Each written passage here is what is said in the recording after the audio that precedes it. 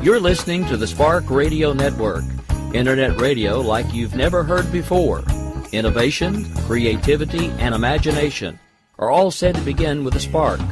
So fasten your seatbelt and take the ride of your life and listen for the spark. You are listening to KLRN Radio, where liberty and reason still reign. Hi, guys.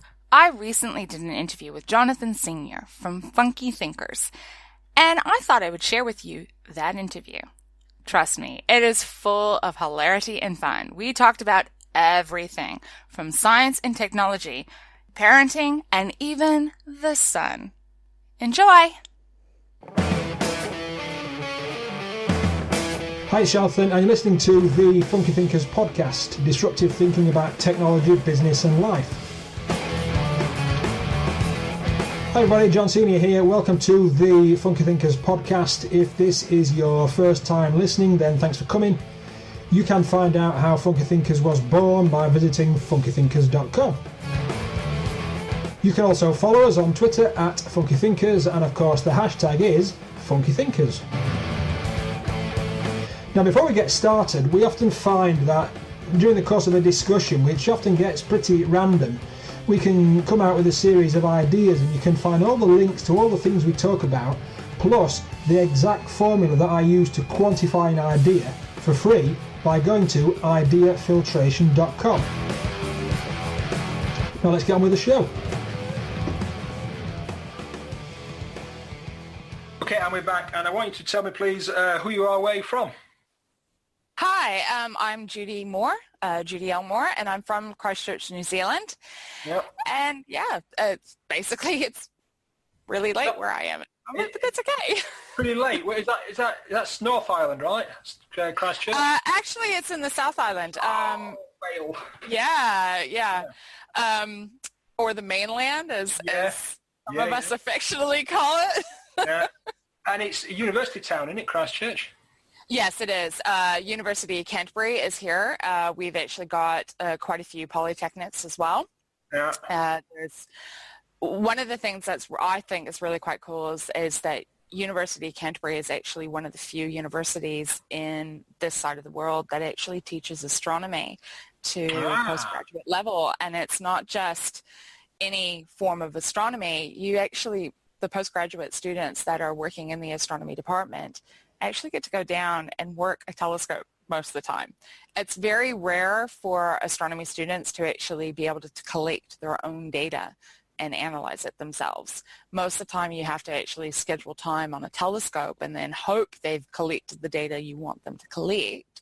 Mm-hmm. But no, University of Canterbury has our own telescope that's at our disposal, and that we could actually just book time and go down, collect the data ourselves. It's awesome. So much fun.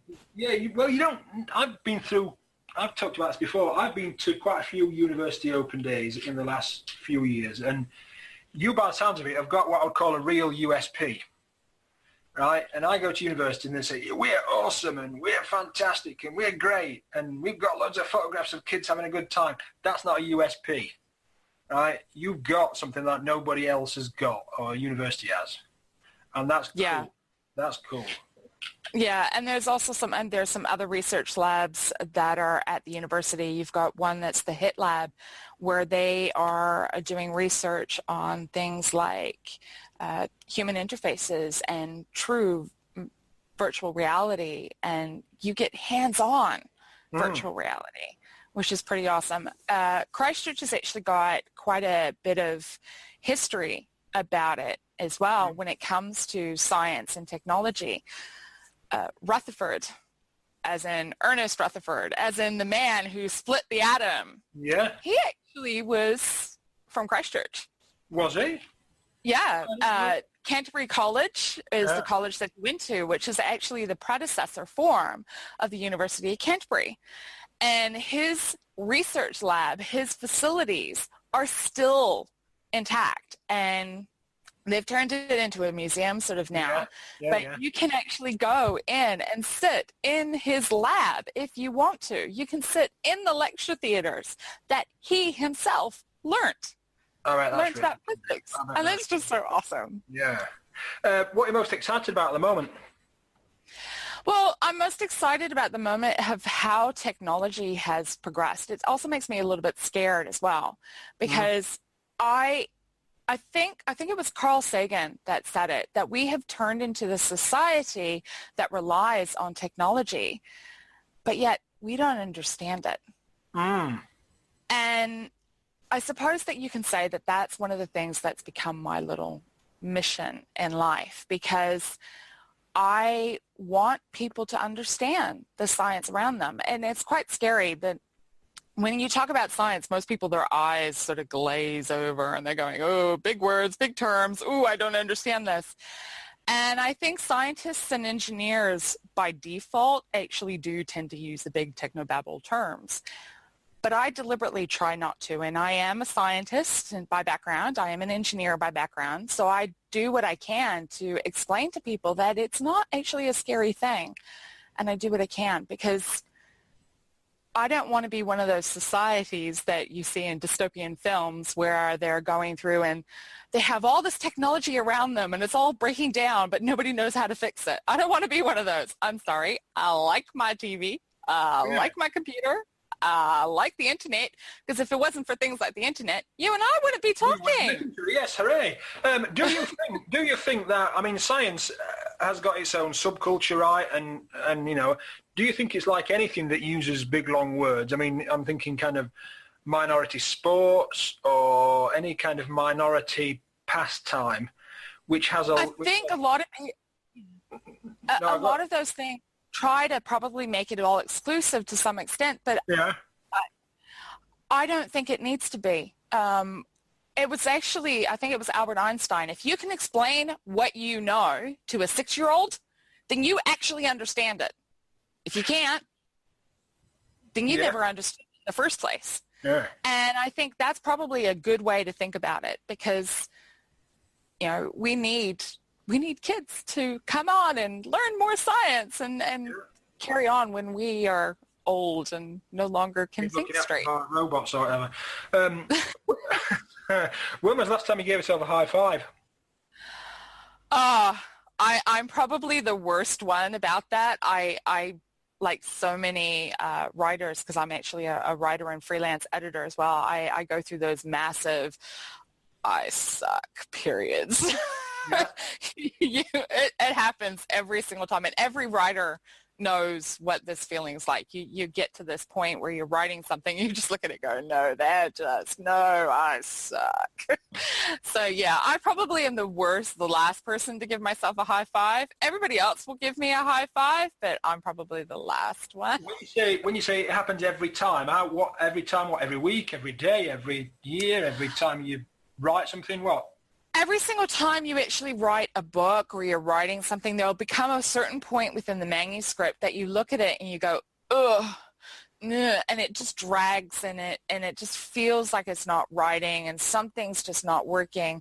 And then suddenly you get to the other side of that hump, and it all clicks. Mm-hmm. And then you look back at it and you go, why was I just feeling like that? But it's just an unfortunate thing. Every writer goes through it.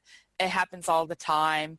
We just have to accept it. And no one's immune. I mean, even the likes of Stephen King and Brandon Sanderson, even they will go through these periods of, man, this sucks. What am I writing? I'm writing nothing but dribble. Even they'll do that. No writer's immune. I would, Dr. Jono would prescribe some high fives to Judy at some point, because it's good. Most people give themselves kind of not a lot. There's a few people that have said none. But generally speaking, you need to give yourself a little mini fist pump every now and then. So Dr. Jono was wagging his finger at Judy at that point. When was the last time you spoke to a group? Well, I speak to groups quite frequently. In terms of actually in person and giving presentations, it was actually back in August last year, I presented at the Romance Writers Conference in Rotorua in New Zealand, and I was actually talking about social media and the hidden traps associated with social media. In terms of actually passing on my knowledge and bits and pieces, it's just the big thing I do. I think was it last weekend, I was meeting up with some other writers, and we were just talking about random things and just passing on information that we happen to have, talking about, publications and what steps you need to go through. I run a normal, regular podcast thing. As you can tell, the gift of the gab is something I probably have. I've noticed, yeah. Fully noticed.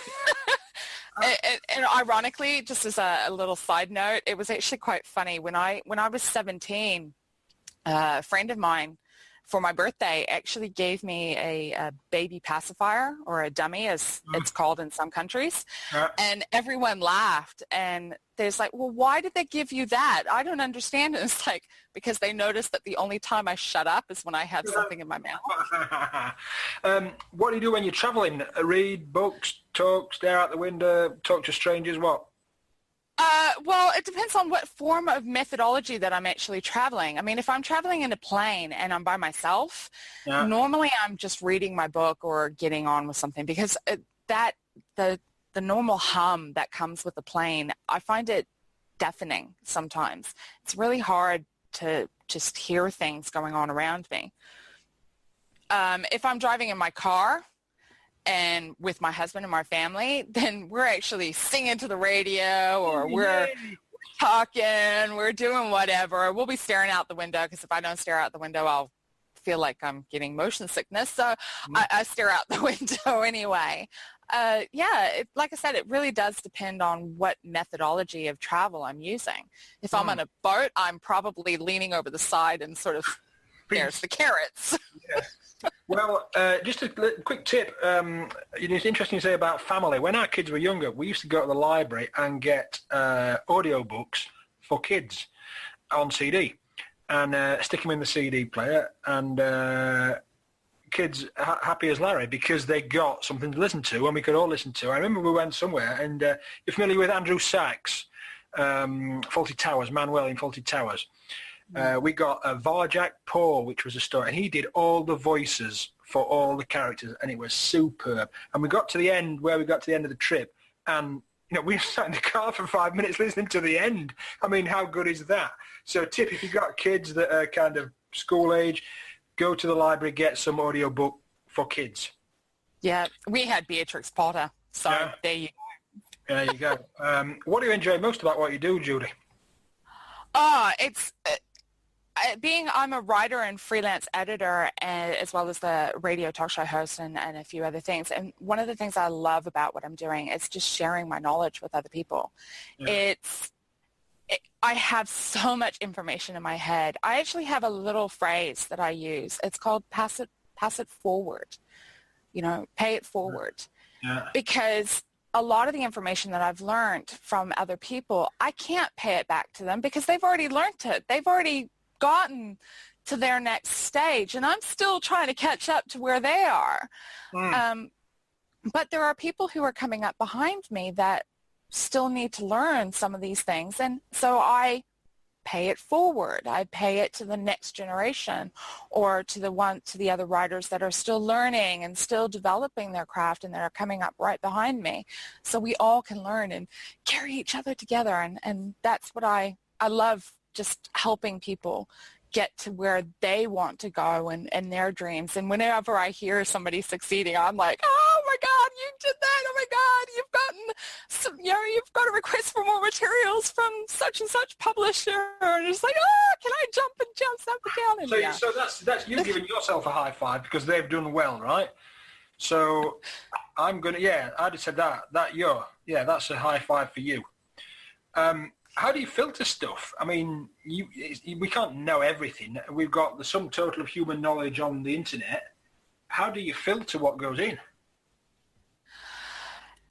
And basically, it's what information is important and what's not. I mean, there's a lot of misinformation out there too, and it's trying to work out what information is not correct. Having the PhD, for those who are just listening, I actually have a PhD in astrophysics. Having that research background gives me a set of tools that I have where I can go through and say, is this real or is this not real? And so I can do a little bit of filtering that way.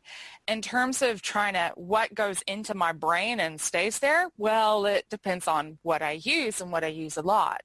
If I don't use it, I forget it and it's just gone. But I will have books and textbooks sort of around me that I can go through and look at it and remind myself and go, oh, yeah, that's right. That's how you do that. And off I go. And so it's just picking up materials that you can use as reference materials as on a regular basis. Yeah, I once worked somewhere, and I wrote about this in Confessions of an Interim Manager, I think. I once worked somewhere, and people, as an interim manager, and they would say, how do you know all this stuff? And I say, well, I don't. I just know where to look to find out. Yeah, and yeah. That's the thing these days. That's exactly it. In fact, I've actually got a book that's on optics, and it's just equations. That's all it is, equations and information. And unless you already have the understanding, these equations are going to mean nothing to you. You're going to have no concept, no clue. But if you've already got the basics and you already understand it, you just go, oh, yeah, that's what that formula is. Brilliant. Let's carry on. Yeah. And that's what all professionals are. I think one of the professors that I had when I did my engineering undergraduate was probably correct, because university, or when you go to university or college as it's known in the States, it's not about getting a qualification. It's about learning how to ask the right question. Yeah. How do you actually ask that question to get the information that you require? And that's probably more important, and that's what you learn in that university environment. It's how to ask the question. And that probably helps with the process. Yeah, I once read somewhere that an education is what you've got left when you've forgot all the knowledge. Yeah, that's probably it, yeah. That's what you got when you forgot all the knowledge. Right, what's the next question? Sorry. If you could wave a wand and get anything in life, what would you get? That was so hard to sit there and think about, what do I really want? I mean, from a writer's perspective, I really, really want a paid contract with one of the big 5 publishers. Oh my God, that would be like, if I could get published by Tor Forge, I would be bouncing off the moon. High 5 time, right? I would be so out there. Yeah. But in terms of, other aspects, I just want to be able to feel that my kids are happy and that they've achieved what they want to achieve. That's something I want as well. I want to be able to, can I turn off the sun at the moment? I've been melting. It's summer in New Zealand at the moment, and we're going through these heat waves, and I've just been like, I don't do well in heat. So, if I could wave the wand a little bit and turn off the sun temporarily, that would be nice. So it's like, well, I don't know. Well, that answers the next question, which is, if you had a prototype of a device that could blast away anything in the world, what would you test it on? And I guess the answer is the sun if it's too hot. Oh, yeah, it's way too hot. Yeah. When you say way too hot, just define how hot it gets in New Zealand. Well, okay, in Australia, it gets up to 40 degrees and higher. And in Christchurch, we've been suffering from around about 30s, 32s, which doesn't sound anywhere near as hot as 40 as what it gets in Australia. But here's the difference. The average temperature for Christchurch is around about 15 to 20 degrees. So we're not used to these temperatures that are getting up to 30, and we're just melting as a consequence. Your body does get climatized, but it goes the other way, because in Australia, they're not used to temperatures that get down to 15 and 10 degrees. And if you suddenly put them in an environment where it's snowing, they don't know what to do. They're suffering from hypothermia. Yeah. So the sun. You just sun, yeah. What's coming around the corner in your industry? Well, within the publishing industry, the ebooks are a big thing at the moment, obviously. But what's becoming more prominent is actually audiobooks. So a lot of people are actually starting to explore things like audio recordings and how to do them. And it's actually getting quite interesting because what do? You know, for those who are wanting to do self-publication, they're wanting to see if they can do all of this themselves. And it's interesting to see where this technology is going. At the end of the day, whether your book is in paper or electronic or audio, writing is still writing. Telling a good story is still telling a good story. That side of the industry is never going to change. You still have to tell a well-crafted story. It's just the medium in which it actually finds your audience. That's what's changing. Yes, I was just going to say, it's just the vehicle the story's being delivered by. Yeah. Have you tried vlogging or video blogging or Facebook Live or anything like that? Well, in terms of Facebook Live, no. I'm not actually that keen to do the live sort of things from the perspective of the video, mainly because I do a lot of talking with my hands, I've noticed. I mean, you can't see me right now, but yeah, I have a lot of hand movement going on. And if I was ever to do anything like vlogging or something like that, I would have to figure out how I'm going to keep my hands still so it's not distracting. But I do actually have a YouTube channel where I have instructional videos, and I talk about some other aspects associated with how to work with social media and those sorts of things. So I have done the video side. I've done the podcast side. I've done the actual writing blog. I've done it all. And I have fun. Good. I was just going to say, maybe there's a challenge there for somebody, how to get Judy's arms tied to her side while she's doing video blogging. I don't know, maybe somebody could take us up on that. How do you stress, unwind, or detox? Well, it depends on what I need to stress or unwind and detox from. And most of the time, it's actually just, pull up a book. But sometimes I just need that little bit more de-stressing, and the husband's more than willing to. Yeah. Well, yeah. We should move on. Yeah.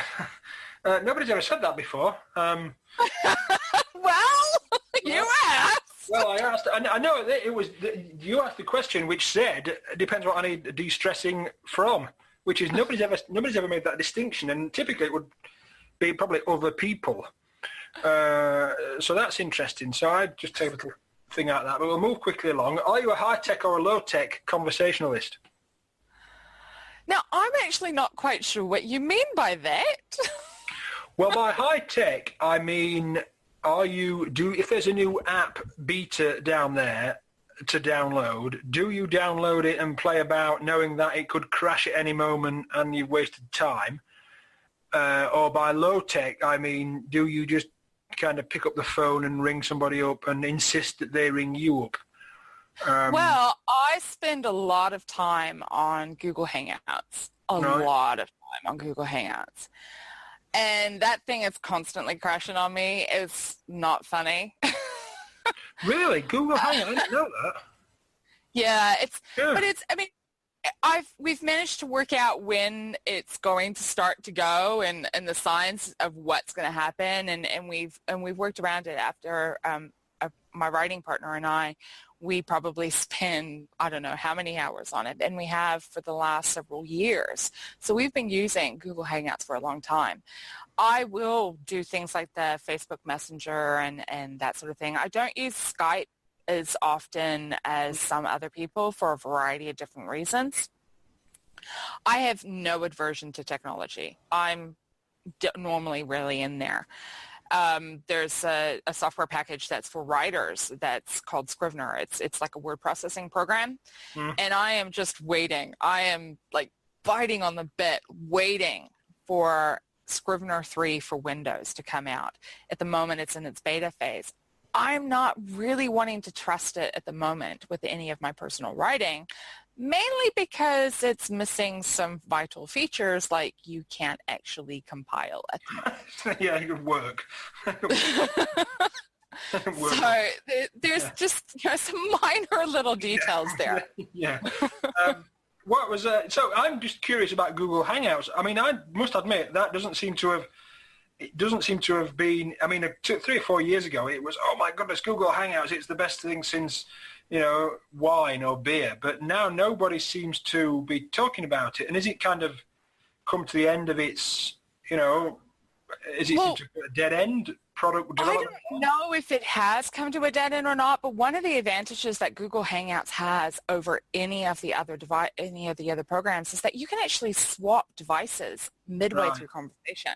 Yeah. So if you want to actually just get up from your computer and then swap your conversation over to your phone and then just carry on, walk to the kitchen and do whatever you want to do in the kitchen, or to your tablet for that matter, you can do it midway through conversation. You don't have to hang up the call to actually connect to another device. And that's one of the things that I love about Google Hangouts, because if you're working in something like Skype, you actually have to hang up the call and then call back on the other device, and that's just a pain in the just a pain. Yeah, I mean, we need to investigate that further. Who would play you in a film? Me? Am I allowed to say me? Yeah, if you want. Yeah. Me! Well, yeah. What's that then? From a conversation point of view, I'd have it right down. Yeah, you've got to say why. I mean, you've got to be that self-centered, Judy. I mean, come on, you've got to give some... Exactly. You want it. You have to make sure that the person who's playing you knows every facet of the way you think and the way you work. And I'm sorry, only me. I'm the only one who can actually do that. No, let me ask you another question then. Would you want somebody following you around for days and days and weeks to get those kind of little mannerisms off pat? When they say, "Oh, I lived with the African tribesman for 6 weeks before I made my film about an African tribesman," or whatever. No, thank you. You wouldn't want that. No. No, thank you. Yeah. No. Yeah, right. Well, you're the first person to not. do. Have you ever done any acting? Yes, I have, actually. There you go, you see. Yeah, I started on stage, believe it or not, when I was about 6. I was 6 years old. I was in a choir that was in a children's choir, and I was in that for a good number of years. But in my teen years, I went to theater, musical theater in particular. I don't do musicals. Stop. I don't do musicals. Where I come from, you don't just walk into a pub or a bar or a restaurant and start singing. It doesn't happen, right? When I was kind of that age and going to pubs and bars and that, you get glassed if you did that, right? So I didn't do it, and I didn't go into pubs and do it. Trust me, I didn't do that. But no, I basically spent my entire teen years, from the age of about 14 right through to about 20 in the bowels of some theater somewhere.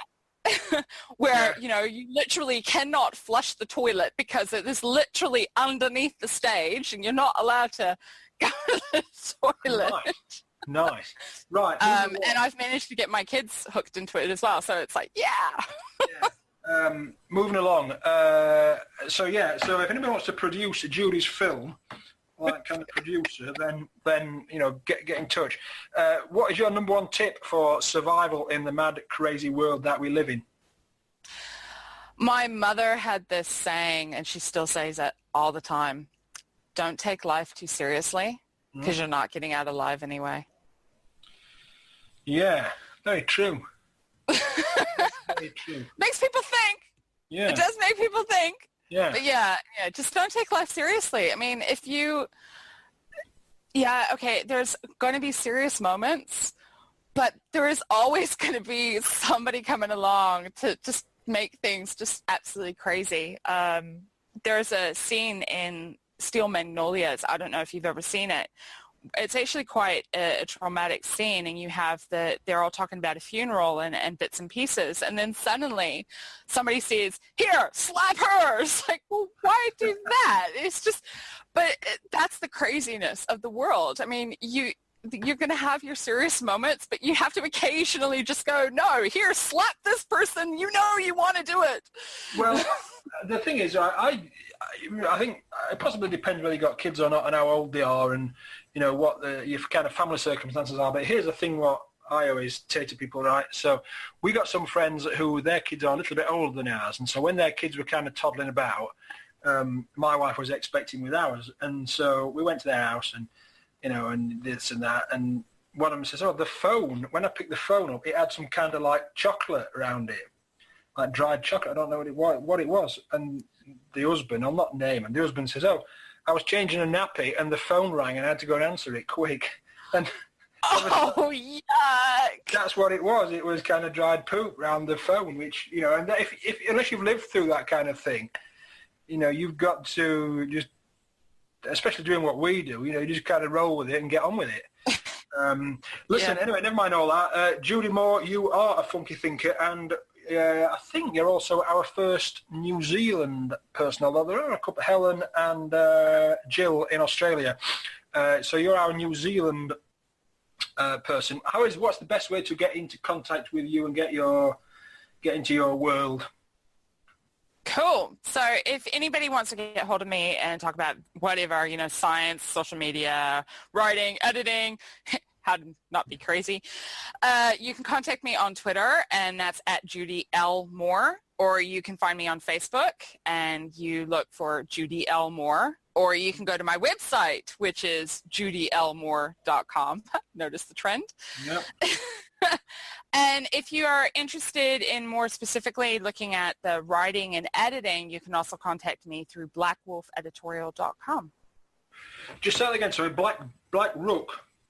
Black Wolf, as in, how? Yeah, okay, got it. Yeah.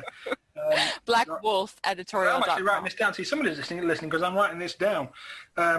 Superb, Julie, that's excellent. And your first astrophysicist, first PhD. No, you're not a PhD. David Holtzman's a PhD. I have a PhD too, thank you. Yeah. So you're not our first PhD, but you're definitely our first New Zealand person. So, you know, thank you for being on, and let's speak soon. Okay. Thank you. Take care.